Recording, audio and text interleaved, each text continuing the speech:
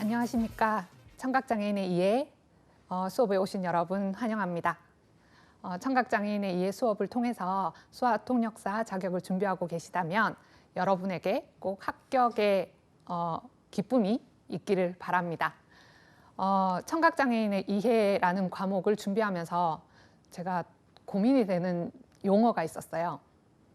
수화통역사 자격이라고 말씀을 드렸는데 저희의 법적 용어가 2016년에 한국수어 언어법에서 한국수어 통역사라는 명칭으로 변경이 됐고 그 용어가 장애인 복지법에 적용이 됐습니다. 그래서 아직은 저희가 가지고 있는 통역사 자격증의 명칭이 수화통역사로 되어 있는데 가끔 현장에서 저희를 만나시는 분들은 수어통역사시냐고 말씀을 많이 하십니다. 그러면 그때는 네, 수어통역사입니다 라고 얘기하고요. 어떤 곳에서는 한국 수어통역사십니까? 라고 묻습니다. 그렇습니다. 한국 수어통역사도 저희가 사용하는 명칭이겠죠. 그래서 수화통역사라는 용어를 사용해야 할지 한국 수어통역사라는 용어를 사용해야 할지 또는 그냥 수어통역사라는 용어를 사용해야 할지 저희도 가끔 헷갈릴 때가 많습니다. 여러분들께서는 아마도 조금 더 정리된 이후에는 용어가 하나로 통일이 될 수도 있을 것 같은데요. 지금은 수화통역사, 수어통역사, 한국수어통역사라는 용어들이 같이 공존하고 있는 시대에 살고 있고 그 자격을 저희가 준비하고 있는 겁니다. 어떤 말을 하든 기본적인 개념은 청인과 농인의 의사소통을 돕고 있다는 거죠. 청인이 농인과 자연스럽게 의사소통을 하기 위한 여러 환경에서 저희는 농인의 원활한 의사소통과 사회 참여를 위해서 노력하고 있고요. 그것이 저희의 역할이라고 할 수 있습니다. 오늘 청각장애인의 이해는요, 그 청각생리라는 부분을 공부하게 될 텐데요. 여러분, 청각생리, 청각구조, 말하는 순간 언제 들었던 이야기냐, 굉장히 꿈결 같은 과거로의 회상이 되지 않을까라는 생각을 합니다. 청각생리는 쉽게 말해서 귀의 구조와 기능이라고 이해하시면 되겠습니다. 귀의 구조는 과거에 아주 어린 시절로 거슬러 올라가 보면 초등학교 시절 몸은 어떻게 생겼지, 우리 몸에는 어떤 기관과 구조가 있지, 그 기관들은 어떤 역할을 하지, 이런 설명을 들으셨을 거고요. 중학교에서는 그거보다 조금 더 자세한 구조들을 배우셨을 거고 고등학교 시절을 떠올려 보시면 아마도 조금 더 신경과 근육과 이런 세부적인 구조에 대한 이야기를 들어보셨을 겁니다. 순서는 다음과 같습니다. 청각기관의 구조, 청각기관의 기능, 그리고 그 기능에 중요한 역할을 하는 소리가 어떻게 전달되는지, 소리의 전달 경로에 대해서 알아보겠습니다. 이 청력도 그림 반가우시죠? 이제 한 3번 정도 보셨는데요. 반가우시리라고 생각합니다. 자, 소리에 대해서 말씀을 드렸습니다. 지난 시간에 저희는 소리라는 것이 무엇인지 배웠고요. 그리고 소리의 크기가 어느 정도 손상이 있을 때 청각장애라는 진단을 받게 되는지, 또 어떤 소리는 듣고 어떤 소리는 잘 못 듣게 되는지라는 것에 대해서 배웠고요. 그리고 법적인 정의, 청각장애의 분류, 청각장애에 대한 원인을 이야기하면서 요 청력도로 설명을 했던 것이 기억이 나실 겁니다. 나셨으면 좋겠습니다. 그중에 오른쪽 정상 청력, 그다음 경도, 중도, 중고도, 고도, 최고도 난청에 대한 이야기는 청력 손실 정도에 의해서 나뉘어지는 분류라는 이야기를 했었고요.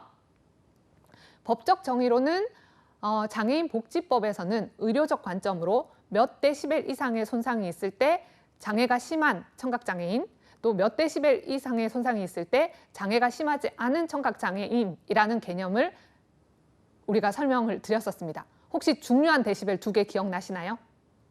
장애가 심한 청각장애를 이야기할 때 기준이 몇 데시벨? 그렇죠. 80데시벨. 80데시벨. 그리고 장애가 심하지 않은 청각장애를 이야기할 때 기준이 60데시벨이었습니다.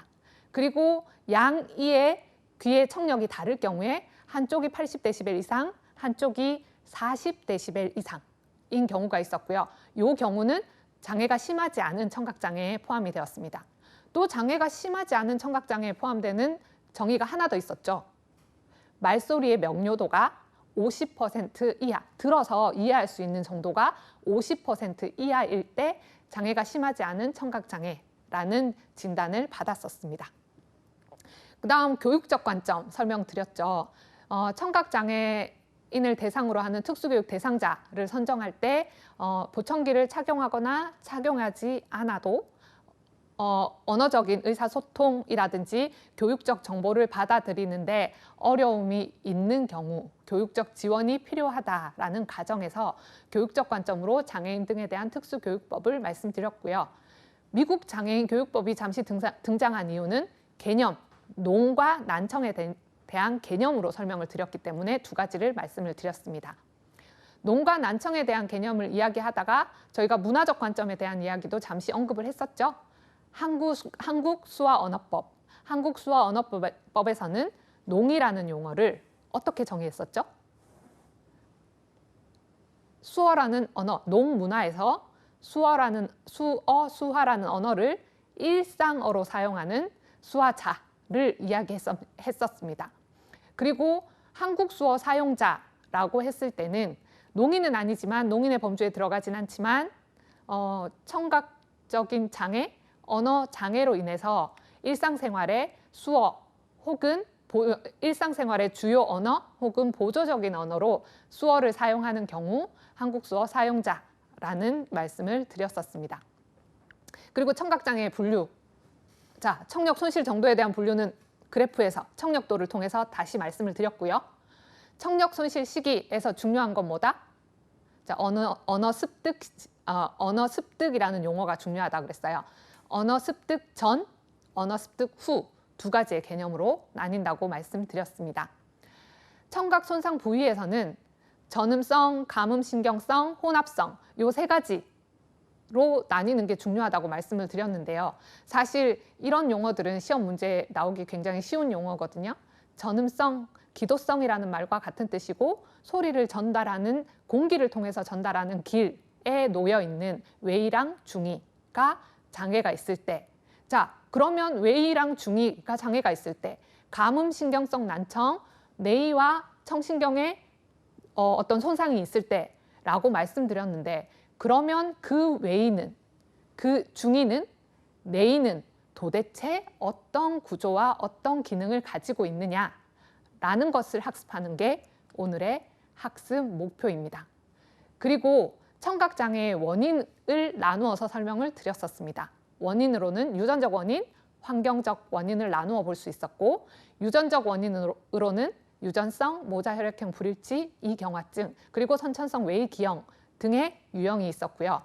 환경적 원인으로는 보시는 바와 같이 이렇게 9가지, 그리고 어떤 경우에는 11가지로 표현을 했는데요. 시민성이라는 것은 심리적인 원인으로 소리가 들리지 않는, 예를 들어서 실어증처럼 말을 할 수 있었지만 어떤 충격적인 사건으로 인해서 말을 하지 못하게 되는 경우 우리가 실어증이라는 용어를 사용하죠. 그것처럼 분명히 소리를 전달하는 경로에는 문제가 없는데 어떤 심리적인 원인으로 청력에 손상을 입은 경우 시민성이라는 용어를 사용하게 됩니다. 그럼 오늘의 학습 목표, 저희 청각기관의 구조에 대해서 알아보겠습니다. 청각기관이란 듣기를 담당하는 감각기관으로 외이, 중이, 내이, 그리고 신경으로 구성되어 있습니다. 신체 외부에서 소리를 전달되는 소리, 즉 공기의 압력의 변화를 정기적 신호로 바꾸는 역할이라고 했는데요. 이 정기적 신호로 바꾸는 역할을 하는 부위는 조금 더 구조의 안쪽 부분, 내의에 해당됩니다. 그리고 외의 중의는 정기적 신호가 아니라 물리적 신호, 이렇게 파형으로 이루어진 소리들이 그대로 전달이 되는 거죠. 내의까지. 내의까지 전달된 소리는 내의에서 유모세포라는 구조물을 통해서, 유모세포라는 구조를 통해서 정기적 신호로 바뀌게 되는데요. 그럼 지금부터 말씀드렸던 그 구조들의 각각의 명칭들을 한번 알아보도록 하겠습니다. 청각기관의 구조, 아까 외의, 중의, 내의, 신경이라고 말씀드렸고요. 거기와 관련된 그림들이 여기에 나와 있습니다. 청각기관의 구조, 이 그림 굉장히 익숙하지 않으신가요? 우리 중학교 책에서는 다 한 번씩은 봤을 법한 청각기관의 모양입니다. 자, 제가 어떤 용어를 학습할 때 쓰는 방법이 있는데요. 수어에서도 가장 특징적인 부분이라고 생각합니다. 겉으로 드러나서 명확한 형태가 있는 것은 지시를 통해서 용어를 알게 되는 거죠. 그래서 이게 라고 하면 귓바퀴라고 하는데요. 이게 라는 말을 하면서 이렇게 지시를 합니다. 이게. 고막. 근데 안쪽에 들어가 있는 내용들은 사실 저희가 그렇게 지시를 할 수가 없잖아요. 안쪽에 들어가 있는 구조들은 사실 구조의 모양들을 이렇게 흉내내 봅니다. 고막. 이렇게 약간 부채꼴 모양으로 만들어져 있고 이렇게 진동하는 기관. 이렇게 손으로 수어처럼 형태를 만들어서 이해를 하다 보면 조금 더 청각기관의 구조를 이해하고 명칭을 기억하는 데 도움이 되더라고요. 그러니까 여러분들이 자격증 준비는 사실 많이 반복하고 그 과정에 대해서 이해를 해야 하는 과정이기 때문에 조금 더 기관의 구조나 명칭을 학습할 때 이런 손의 감각들을 함께 학습을 하시면 조금 더 잘 이해하실 수 있을 것 같습니다. 저에게만 해당되는 방법일까요? 한번 활용을 해보셔도 좋을 것 같습니다. 청각기관의 구조는요. 보시는 바와 같이 외의, 중의, 내의, 그리고 여기에서 나타나진 않았지만 내의의 뒤쪽으로 딱 뻗어 있는 신경, 그리고 그 신경이 대뇌까지 전달이 되는 중추신경으로 나눠질 수 있습니다. 외의 부분, 외의, 중의, 내의라는 말은 이제까지 너무나 많이 들어왔습니다. 외의는 요즘 용어로, 이게 해부학적 용어가 한글로 바뀌어가고 있어요. 그래서 외의라는 용어를 바깥귀라는 말로 바꾸어서 쓰는 경우도 있습니다. 시험에 출제될 때 이 용어들이 바깥귀라는 말로 바뀌어 있더라도 여러분들은 그 내용을 이해하셔야 할 겁니다.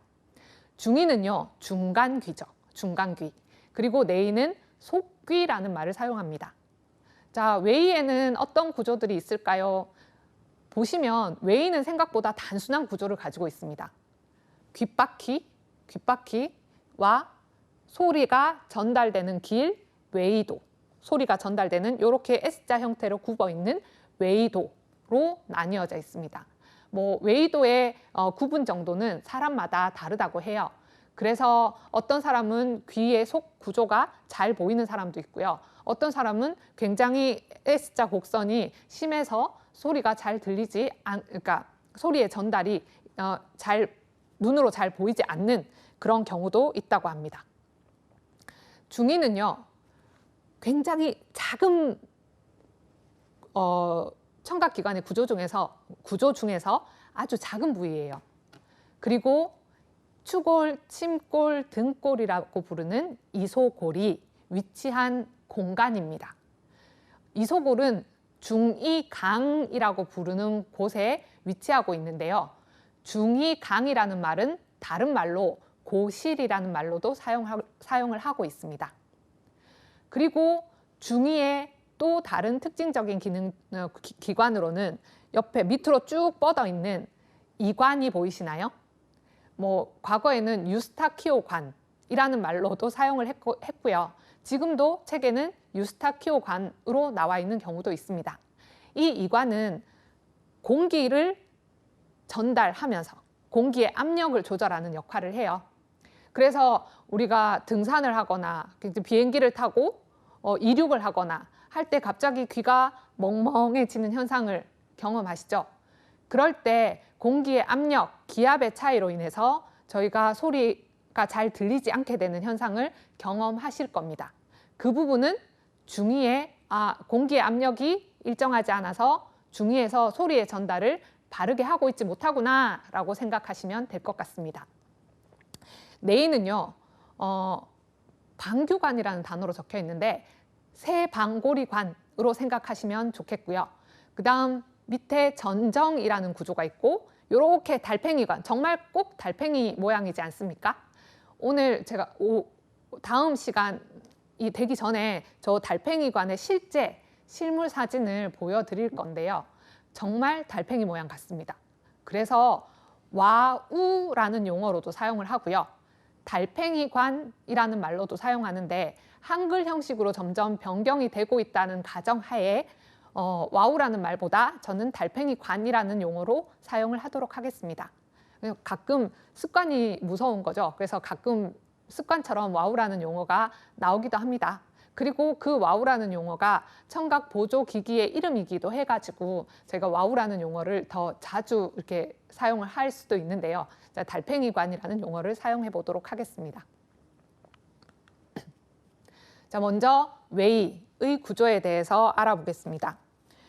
웨이는요, 바깥귀, 귓바퀴, 그리고 웨이도로 구성되어 있다고 했는데요. 귀라는 구조는 수어에서 귀를 지시하는 거죠. 그리고 소리를 듣는, 듣다라는 수어가 있죠. 그 수어 안에서 벌써 웨이의 구조와 기능을 설명하고 있는 것 같습니다.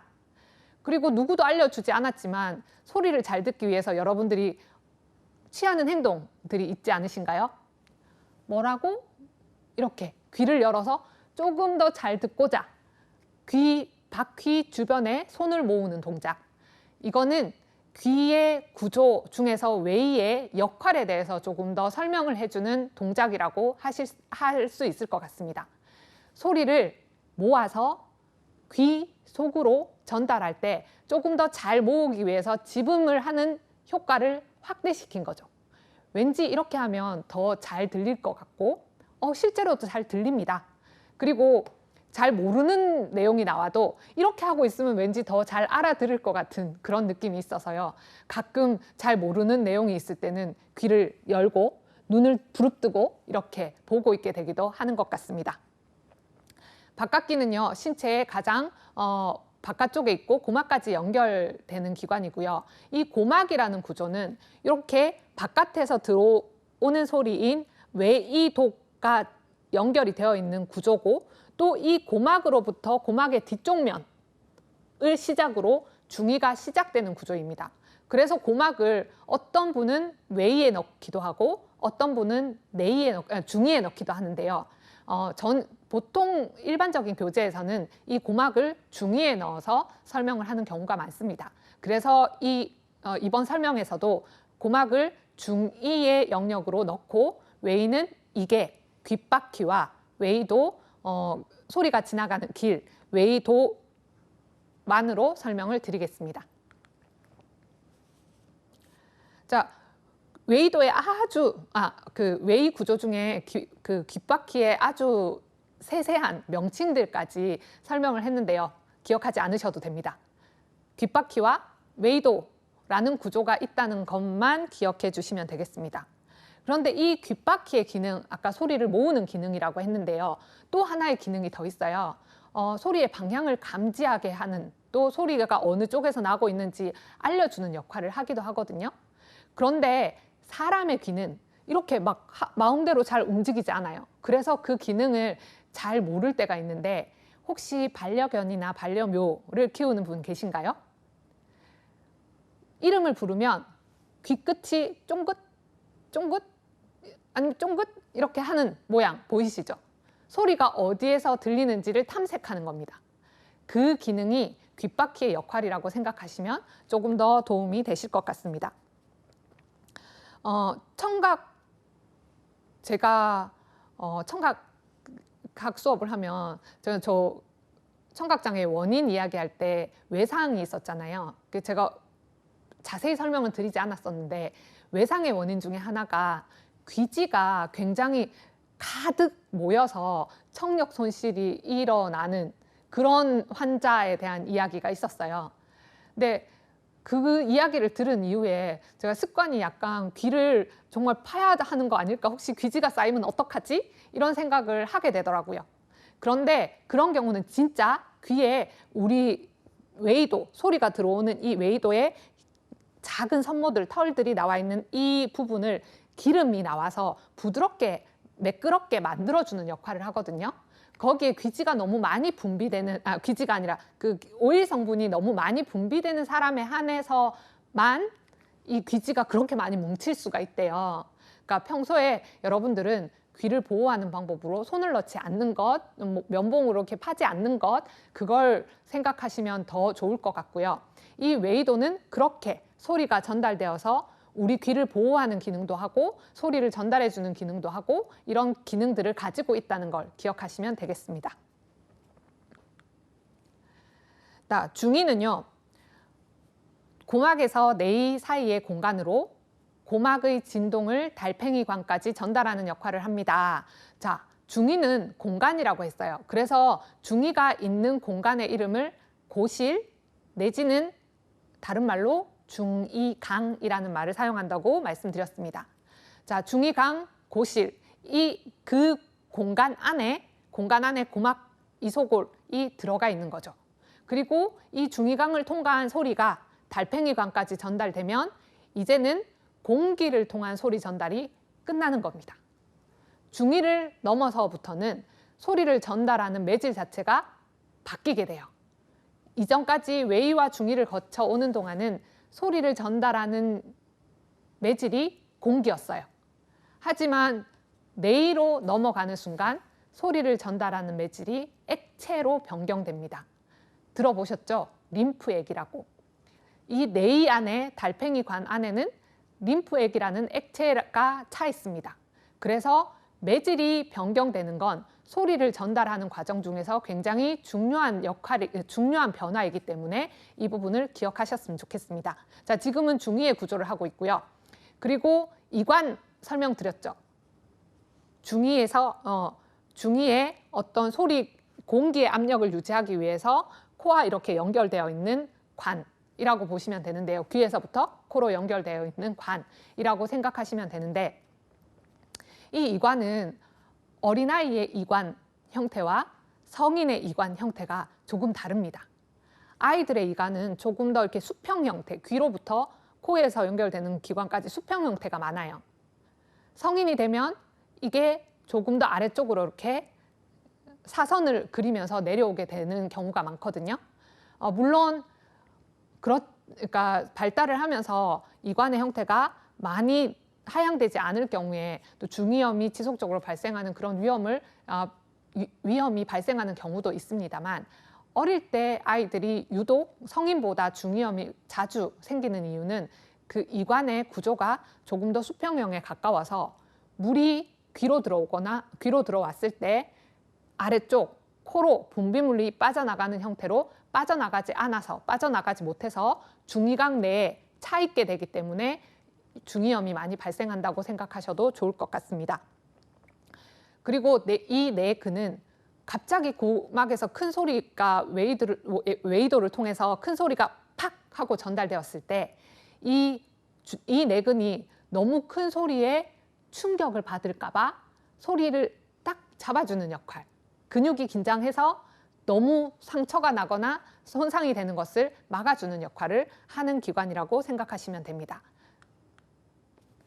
중이의 구조를 아까는 전체 큰 구조였고요. 지금은 이제 고막, 추골, 침골, 등골로 이루어져 있는 이 구조, 그리고 여기 파란색으로 보이는 색 있죠. 이게 바로 고실, 즉 중이강의 모습입니다. 그 이관은 요 공기가 딱 뚝 끊겨져 있는 게 아니라 외부로 전달될 수 있게 연결이 되어서 외부랑 공기 순환을 계속하고 있어서 중이에 염증이 생겼을 때 자연스럽게 공기 순환을 통해서 쌓여있던 농양들이 빠져나가기도 하고 또 마르기도 해서 중이염이 자연스럽게 낫는 경우도 있고요. 자연스럽게 치유가 되지 않는 경우는 병원에서 치료를 해야 되는 상황이 발생하겠죠. 자, 이 중이의 구조에서 등골이라는 부분이 많이 등장합니다. 등골이라는 거는 중이와 내이를 연결하는 통로를 막고 있는 구조거든요. 요 내이에는 액체, 림프액이 차 있다 했고 중이는 공기로 차 있습니다. 그러면 공기와 물이 섞이지 않고 딱 가려주는 어떤 역할을 해야겠죠. 그게 등골이 하고 있는 역할입니다. 그리고 외부에서 고막을 쿵 쳐서 고막이 진동되는 이 느낌을 추골, 침골, 등골을 통해서 한번 이렇게 진동을 통해서 이렇게 연결이 되거든요. 이 진동의 연결이 등골에서 내이로 갈 때 등골에서 진동해주면 내이에 있던 림프액들이 이렇게 밀려나가면서 파장을 만들게 됩니다. 이 파장이 소리를 전달하는 과정이라고 보시면 되겠습니다. 자, 같은 구조고요. 모양은 조금 더 형태를 정확하게 보여주기 위해서 확대를 한 모양이고 그 옆에 이 내근, 인대 이렇게 적혀 있는 등골 근육 있죠. 이 근육들이 있다라는 것을 보여드리는 그림입니다. 중이의 구조에 대해서 설명을 드렸었는데 아까 이관, 아동의 이관과 성인의 이관 모양이 약간 다르죠. 이 모양은 다르다기보다 각도가 차이가 있는 겁니다. 그래서 성인이 될수록 얼굴의 크기도 커지고 귀에서 코까지 이렇게 연결되는 거리도 멀어지다 보니까 이런 형태가 생겼을 거고요. 그 형태에서 우리는 좀 귀의 구조 중에서 공기가 전달되거나 불순물, 귀 속에 있는 불순물들이 빠져나가게 하는 역할들이 성인이 되었을 때 좀 더 자연스럽게 이루어지는 것을 생각할 수 있습니다.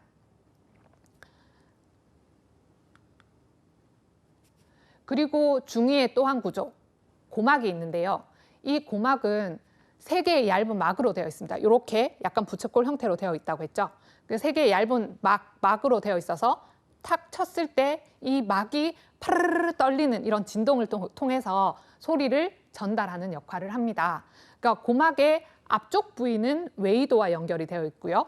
고막의 뒤쪽 부위는 중이와 닿아서 중이의 추골, 이 고막에 이렇게 붙어 있는 형태를 보실 수 있을 겁니다. 이제 내이의 구조에 대해서 설명을 드리겠습니다. 내이는요, 속귀라는 말로 사용을 합니다. 소리를 직접 느끼는 달팽이관이 있는 부분으로 진동을 통해서 생성된 정기적 신호를 청신경으로 전달하는 역할을 합니다. 자, 생각해 보겠습니다. 진동을 통해서 정기적 신호가 어떻게 발생을 하는 거지? 라는 고민이 생기고요. 또 뜬금없이 이제까지 파형을 통해서 전달되다가 왜 갑자기 정기적 신호가 발생을 한 거지? 라는 생각도 드실 수 있을 겁니다. 내이라는 구조는 아까 달팽이관이라는 말로 사용을 했던 달팽이관의 구조가 있고요. 세방고리관, 전정기관이라고 하는 평형 기능을 담당하는 기관이 있습니다. 우리가 첫째 시간 청각장애인의 법적 정의를 이야기할 때 장애인 복지법에는 청력을 잃은 사람, 평형 기능에 장애가 있는 사람 두 가지 유형으로 나눴습니다. 그 청각장애인의 정의 중 두 번째, 평형 기능을 잃은 사람, 평형 기능에 장애가 있는 사람은 이 세방고리관과 전정기관에 이상이 있는 경우 여기에 해당될 수 있습니다. 달팽이관은 첫 번째, 청력을 잃은 사람의 진단을 할 때 활용되는 그러니까 소리를 전달하는 기관 중에 중요한 기관이라고 생각하시면 되겠습니다. 달팽이관의 구조에서 달팽이관의 구조를 세부적으로 보시면 이제 그 달팽이관이 어떻게 소리를 정기적 신호로 바꾸는지를 알게 될 텐데요. 달팽이관의 구조 다시 한번 보시겠습니다. 방규관 대신 세방고리관이라는 말을 사용해 주시고요. 와우 대신 달팽이관이라는 말을 사용한다고 했었습니다. 그리고 아까 달팽이관만 봤을 때는 잘 보이지 않았는데 여기 동그랗게 난원창, 뒤쪽에 정원창이라는 용어 두 가지 기억하셔야 합니다. 소리가 전달이 되다가 중이 공기에서 소리를 전달하다가 이제 림프액으로 차 있는 뇌를 만났습니다. 이 뇌의 입구를 등골이 이렇게 막고 있으면서 등골이 뇌의 액체가 있는 쪽으로 진동을 전달할 경우 액체는 파형을 통해서 그러니까 소리의 진동을 뇌의 속 쪽으로 보내는 역할을 합니다. 그 기본적인 구멍이 난원창이 되는 거고요. 그런데 뇌는 하나의 림프액만 있는 게 아니고 이 림프액이 딱 파동이 시작되었을 때 빠져나가는 공간이 없다면 제일 끝에 뇌 구조의 마지막에 이르렀을 때는 계속 소리가 쌓이겠죠. 뭔가 파형, 에너지들이 쌓이겠죠. 여기서 우리는 또 에너지 보존 법칙. 들어왔던 에너지는 빠져나가야 새로운 에너지를 받아들일 수 있는 이런 구조를 에너지 보존 법칙을 생각할 수 있을 것 같습니다. 파형들이 난원창을 통해서 들어온 에너지가 외림프액의 외림프액을 한 바퀴 이렇게 돌아서 저 정원창이라는 부분으로 파동이 빠져나가게 됩니다. 그래서 소리 에너지는 계속적으로 전달될 수 있고 소리가 반응할 수 있는 겁니다. 이걸 그림으로 보시면 그림이 조금 더 어려워졌죠. 옆에 있는 글자 그냥 무시하세요. 무시하셔도 괜찮습니다. 여기에 제가 보여드리고자 했던 건 제일 위쪽의 그림에 있는 여기 죄송합니다. 난원창이라는 부분, 조금 더 타원형으로 생겨 있는 구멍, 난원창, 그리고 아래쪽에 동그랗게 원형으로 되어 있는 정원창을 보여드리고 싶었고요. 그리고 와우로 전달됐다고 했을 때 그 와우는 어떤 구조를 가지고 있을까, 어떤 기능을 가지고 있을까를 보여주기 위해서 이 사진을 삽입했습니다. 이 사진에서 와우가 한 2바퀴 반 정도, 이 2바퀴 반 정도 이렇게 말려 있는 구조를 쫙 펴면 와우의 전체 형태가 되는 거고요. 몸속에 우리 귀 구조에 들어가 있을 때는 이렇게 2바퀴 반 정도 말려서 귀에 이렇게 들어가 있는 구조가 됩니다. 와우는 그냥 외림프액이 차 있는 하나의 평평한 구조가 아니라 보시면 3개의 공간으로 나뉘어져 있는 걸 볼 수 있습니다. 전정계, 중간계, 고실계라는 3개의 기관, 세 개의 기관으로 나눠져 있고 이 나누는 막들, 루이시너막, 기저막이라는 2가지의 막으로 공간이 3개로 분리되어 있습니다. 그리고 기저막 위에는 좀 크게 나와 있는 구조 그림 보이시나요? 이렇게 유모세포, 4개의 유모세포가 딱 안착되어 있는 코르티 기관이라는 기관이 등장합니다. 뇌는 학습할 내용이 좀 많죠. 그리고 용어도 좀 어렵습니다. 한국어로 바뀌어져 있는 게 아니라 조금 더 외래어를 그대로 사용하게 되는 경우가 많아서 조금 더 어려운 것 같습니다. 그렇다 하더라도 우리가 소리를 전달하는 기능 중에서 이 달팽이관 안의 기능은 무시할 수가 없는 엄청 중요한 기능이라서 어쩔 수 없이 우리는 외워야 합니다. 이 부분을 이해해야 합니다.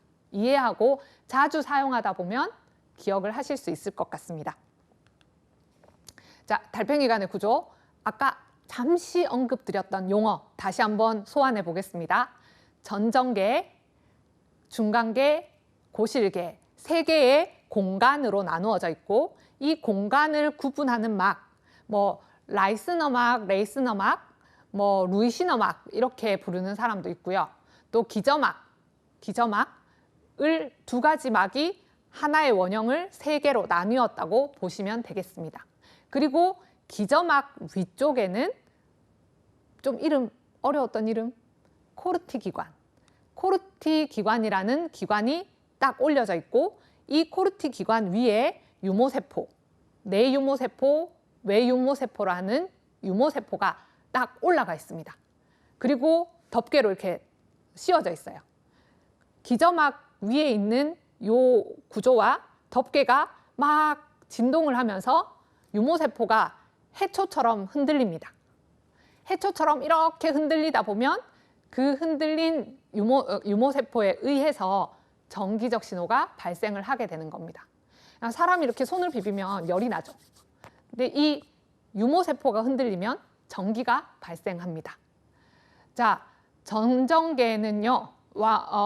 전정계와 고실계는 두 가지 이렇게 세 분류로 나뉘어져 있다. 세 개의 공간으로 나뉘어져 있다고 했지만 전정계와 고실계는 달팽이관의 마지막 부분에 가면 연결되어 있습니다. 그 연결되어 있는 공간에 구멍이 하나 뚫려 있어요. 와우공이라는 구멍인데요. 이 구멍을 통해서 림프액이 전정계에서 고실계로 이렇게 흘러가게 됩니다. 그리고 중간계에는 다른 림프액, 내림프액이 차 있게 됩니다. 이 외림프액과 내림프액이 서로 교차하지 않습니다. 그냥 따로 다른 공간에 이렇게 들어가 있는 상태라고 보시면 돼요. 자, 외림프액에서 내림프액에서 둘 다 중요한 건 림프액으로 차 있는 공간이라는 거죠.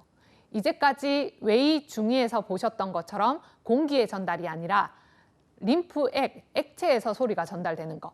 그러면 한번 생각해 보십시오.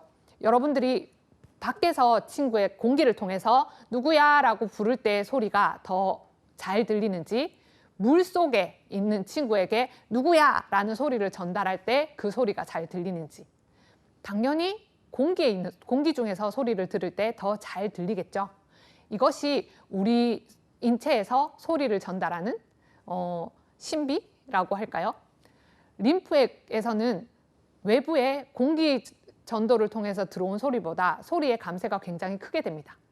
소리가 줄었다면, 크기가 줄었다면 청신경으로 전달되는 소리는 어떻게 전달되는 걸까?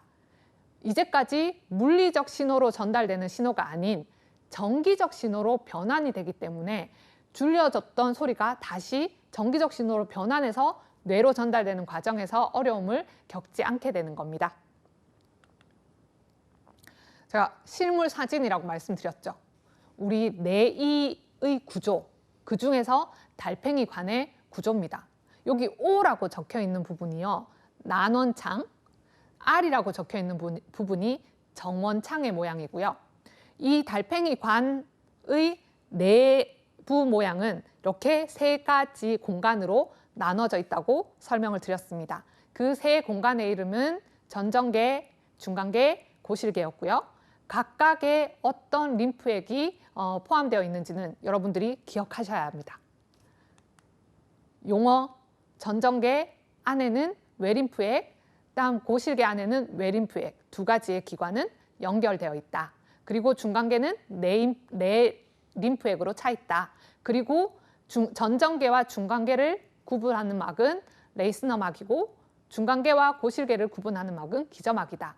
그런데 여기서 무엇보다 제일 중요한 기관은 기저막입니다. 기저막 위에 있는 코르티 기관입니다. 그래서 코르티 기관에 대한 설명을 다시 한번 드리겠습니다.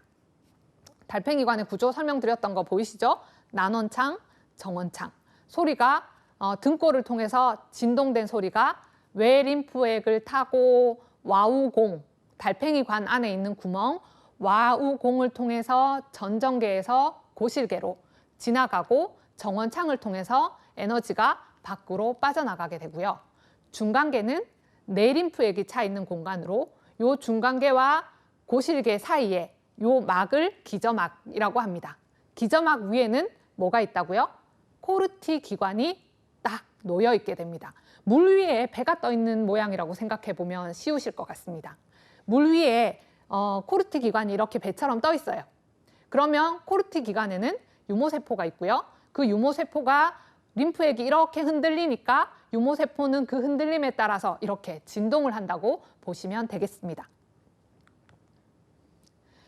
이렇게 소리가 전달되는 경로를 다시 한번 난원창, 전정계, 아까 동그란 구멍이 약간 타원형으로 되어 있는 난원창에서 위쪽 공간, 전정계, 그 다음 레이스너막, 전정계와 중간계 사이에 있는 레이스너막이 있었고요.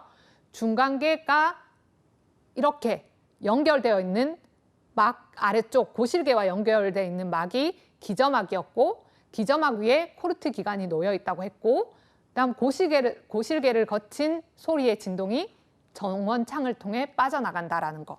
요 과정은 기억을 하셔야 됩니다. 코르트 기관 중요하다 그랬으니까 다시 한번 설명을 드릴게요. 자, 기저막은 계속 말씀을 드렸던 구간이었어요. 기적막이 아니고 기저막입니다. 요 용어 그 오타가 있네요. 기저막입니다. 그리고 개막, 덮개가 있는 부분입니다. 두 기관 안에 기저막과 개막이라는 덮개 사이에 이렇게 유모세포가 세 줄, 외유모세포 세 줄, 내유모세포 한 줄로 이렇게 포진이 되어 있고요. 내유모세포와 외유모세포가 흔들리면서 소리의 신호를 청신경으로 전달한다고 했습니다. 요 그림 보이시나요? 3개의 외유모세포, 1개의 내유모세포가 이렇게 나와 있는 모습. 밑에 기저막이 있고요. 기저막 위에 이렇게 되어 있는 코르티 기관이 얹혀져 있고 위에 개막이 덮여 있어서 진동을 할 때 유모세포가 해초처럼 이렇게 흔들리면서 전기적 신호를 발생한다는 모양이었습니다. 그러면 제가 기능에 대해서는 앞서 벌써 이미 많이 설명을 드렸거든요. 그래도 조금 더 자세히 설명을 드리자고 하면 이 청각기관의 기능에서는 앞쪽으로 잠시 가겠습니다. 외이, 중이, 내이, 신경이라는 부분의 구조를 머릿속에 떠올려 보시기 바랍니다. 이젠 그림 없이 글자를 봤을 때 그 이미지가 떠오르는지. 외이에서 보호 기능, 청소 기능, 필터 기능, 소리의 위치 또는 방향을 구별하는 기능, 음향 에너지를 전달하는 기능이 있다고 하는데요. 외이는 외이에 관련된 구조, 알고 있는 이름 뭐가 있었죠? 이게 귓바퀴와 외이도. 그러면 귓바퀴와 외이도 중에서 보호 기능을 담당하는 것 어떤 구조일까요? 소리를 전달하는 외이도. 그 다음 청소 기능을 담당하는 것 또 외이도. 왜 우리가 귀지가 이렇게 다니거나 털 있는 선모들을 통해서 이렇게 원활하게 소리를 전달하고 불순물이 들어왔을 때 이렇게 빠져나가게 하는 기능, 이런 것들이 청소 기능이라고 생각하시면 됩니다. 또 필터 기능이라고 하는데요. 걸러주는 기능, 또 소리에 대해서 조금 더 잘 들을 수 있도록 해주는 기능들을 가지고 있고요. 소리의 위치 또는 방향을 구별하는 것은 아무래도 이게가 더 많은 역할을 할 수 있을 것 같고, 음향 에너지를 전달하는 것, 소리를 이렇게 파장으로 귀 속으로 소리가 이렇게 들어왔을 때 그 소리를 중이의 고막까지 이렇게 전달하는 것은 저희가 음향의 전달이라고 보는 겁니다. 그래서 그 소리 신호라는 자체가 음향이고 그 소리 신호를 그대로 음향 에너지 그대로 변화 없이 들려준다라고 생각하시면 되겠습니다. 그게 음향 에너지의 전달입니다. 중이는요, 보호 기능, 증폭 기능, 압력을 유지하는 기능, 공기를 유지하는 기능, 그리고 분비물을 배출하는 기능, 전기적 에너지를 전달하는 기능이 있다고 했는데요. 자, 보호 기능 어떤 기능일까요? 그렇죠. 외부에서 큰 소리, 너무나 큰 소리가 꽝 울렸을 때 그 큰 소리를 좀 잡아서, 이 내근이 잡아서 귀를 보호하는 기능 있었고요. 또 소리를 증폭시키는 거, 귀 속에 뼈가 있다고 했어요. 작은 3개의 뼈. 이름 기억나시나요? 이소골이라고도 하는데 추골, 침골, 등골 3개의 뼈가 있어요.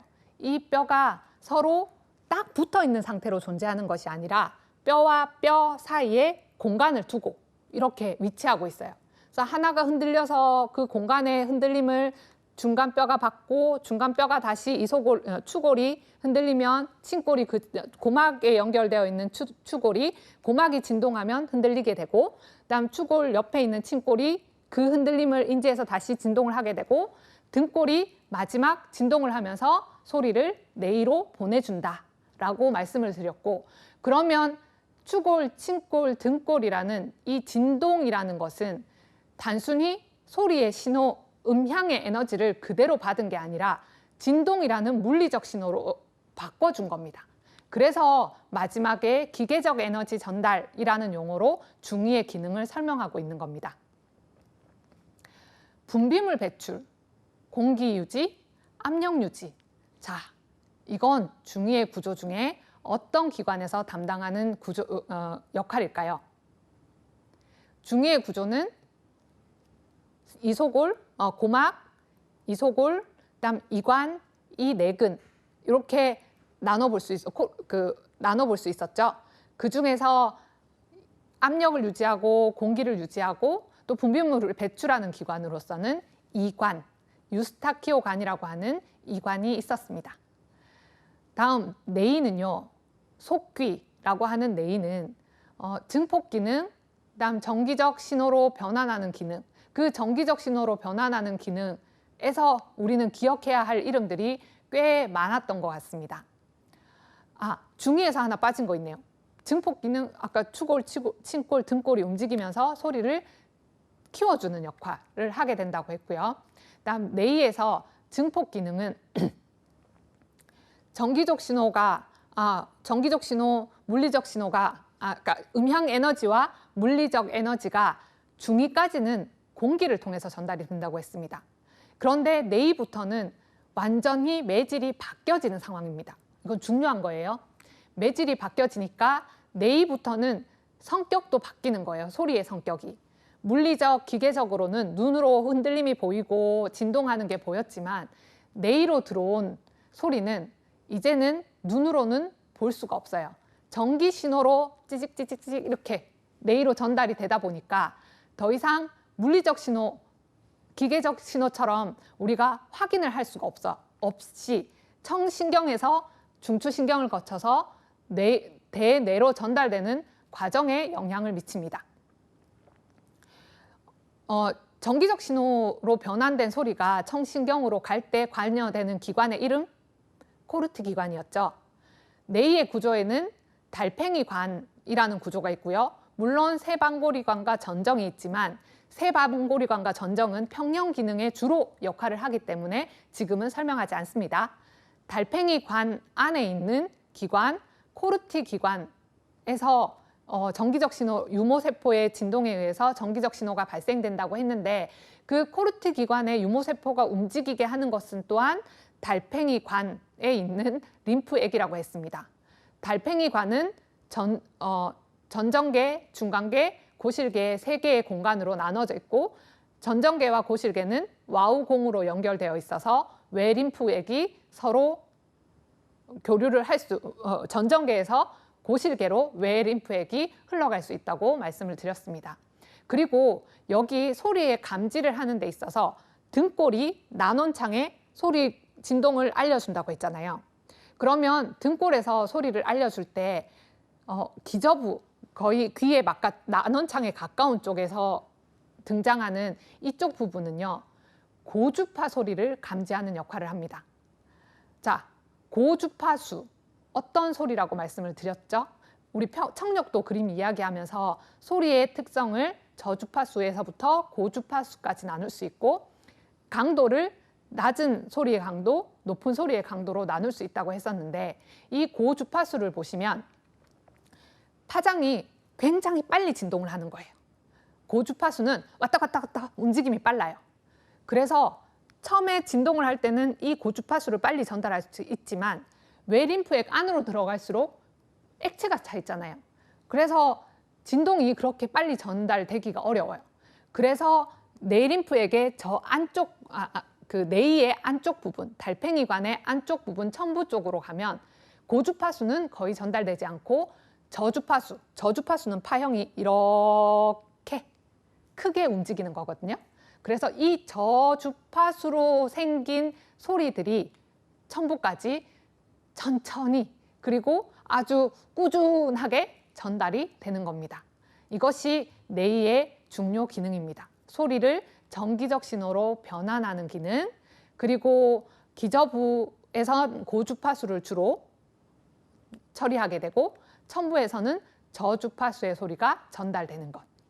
그리고 신경으로 가시면요, 이렇게 코르티 기관에서 변환된 소리 신호가 전기적 신호로 변환되어서 청신경을 타고 중추신경계인 대뇌, 중추신경계를 거쳐 대뇌까지 전달이 되는데요. 정기적 신호의 대뇌 전달이라는 게 신경의 가장 기본적인 구조이면서 신경의 가장 중요한 역할은 이제 소리를 무슨 소리인지 알았어, 무슨 말인지 알았어 라는 인식에 관여를 하게 된다는 겁니다. 이 인식에는요, 소리가 있다 없다에 대한 인식도 있고 의미를 이해하는 인식도 있습니다. 설명하지 않았었지만 중추 청각 처리 장애라는 것이 있는데요. 이건 중추신경계에 전달된 소리가 분명히 소리는 전달되었어요. 그런데 소리를 전달받은 내가 그 소리의 의미를 이해하지 못하는 거. 평소에 사람들이 약속되어 있는 의미와 다르게 전달이 되는 것. 그것은 중추신경 처리 장애라는 말로 사용을 할 수 있습니다. 자, 소리의 전달 경로. 이제 이번 수업의 마지막 부분입니다. 소리의 전달 경로는 그림으로 하는 것이 더 쉽게 이해될 것 같아서 그림을 준비했습니다. 자, 자료를 보시면요. 왜 음파의 방향 이렇게 꼬불꼬불꼬불 진동하는 형태로 되어 있죠. 그러니까 소리의 전달 경로를 이렇게 흔들리면서 이동을 하는구나 라고 아셨으면 좋겠어서 이 그림을 보여드리고자 합니다. 자, 웨이에서요. 익숙한 구조 이름 한번 떠올려 볼게요. 밖에서 소리가 들어오고 있습니다. 귓바퀴를 거쳐서 들어왔고요. 귓바퀴에서는 소리를 모아주는 집음 역할을 했습니다. 웨이도를 거쳐 소리가 고막에 도달을 했습니다. 고막은 웨이도로 전해진 소리가 진동을 해서 다시 추골, 침골, 등골이라는 구조를 통해서 중위를 거쳐 뇌로 전달되게 됩니다. 진동의 전달 방향은 웨이에서부터 뇌로 이동을 하게 되고요. 그리고 뇌로 전달되는 중간에 관문, 그 관문의 이름이 난원창. 난원창에서 외림프액을 통해서 소리가 점점 안쪽으로 전달이 되고요. 그리고 전정계에서 전달된 소리는 와우공을 통해서 다시 고실계로 이렇게 빠져나오는 모양을 볼 수 있습니다. 그 사이에 전정계와 고실계 사이에 중간에 놓여 있는 중간계라는 곳에는 똑같이 림프액이지만 외 림프액과는 다른 성질인 내 림프액이 차 있고요. 그 내 림프액이 있는 중간계와 고실계 위에 기저막으로 나눠져 있는 고실계 위에는 유모세포가 이렇게 놓여 있는 코르티 기관이 위치하고 있다고 했습니다. 사진에서 잘 보실 수 있을 텐데요. 저기 작게 아주 가늘게 표현되어 있는 부분이 유모세포라고 생각하시면 되겠습니다. 기저부인 앞쪽 부분에는 고주파수를 인식할 수 있는 유모세포. 첨부, 저 안쪽으로 들어갈수록 저주파수가 전달이 된다고 생각하시면 됩니다. 그리고 유모세포로 소리 신호가 정기적 신호로 바뀐 다음에는 저 연두색으로 이렇게 한쪽으로 모이는 부분 있죠. 연두색으로 모여서 밖으로 빠져나가는 부분이 청신경입니다. 신경을 통해서 소리가 어디까지 전달될까요? 대뇌까지 전달되게 됩니다. 청신경을 통과한 신호들이 뇌 쪽으로 전달되는 과정에도 굉장히 많은 구조를 거쳐가게 되어 있어요.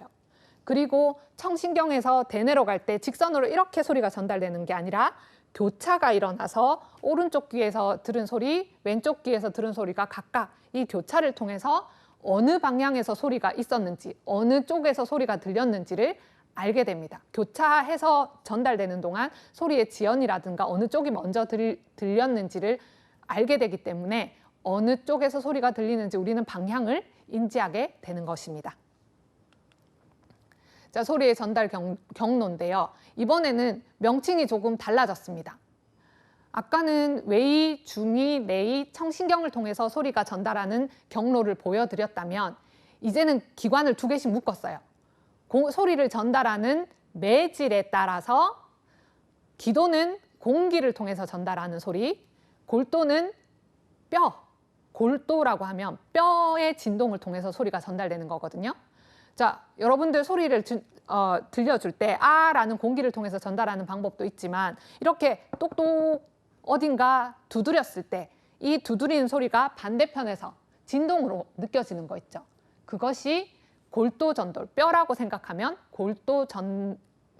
골도를 통해서 소리가 전달되는 경로라고 할 수 있습니다. 그리고 중추신경계는 보시는 바와 같이 신경을 통해서 뇌로 전달되는 과정이라고 생각하시면 됩니다. 기도를 통한 소리 전달, 앞서 소리 전달 과정을 전체적으로 설명을 했기 때문에 이제 요약을 해서 공기는 외이부터 중이, 내이, 달팽이관을 거쳐서 청신경을 통과하는 거야 라고 생각하시면 되고요. 골도를 통한 소리 전달은 유양돌기를 통해서 뼈의 진동으로 뇌로 바로 전달이 되어서 소리가 청신경으로 전달되는 것이라고 생각하시면 됩니다. 자, 이렇게 골도 전도를 측정하기 위한 기기들이고요. 신경을 통한 소리 전달은 우리 수업 시간에 구체적으로 다루진 않을 내용이지만 코르티 기관에서 유모세포를 통해서 전달된 청신경 정기적 신호로 바뀐 소리가 뇌까지 전달이 되는구나 라는 것을 이해하시면 되겠습니다. 다음 시간에는요, 청각장애의 진단에 대해서 배울 텐데요. 청각장애의 진단은 주관적 청력 검사와 객관적 검사로 나뉩니다. 우리 이 다음 시간 청각 진단 시간에 저희는 다시 뵙겠습니다. 오늘도 수고하셨습니다.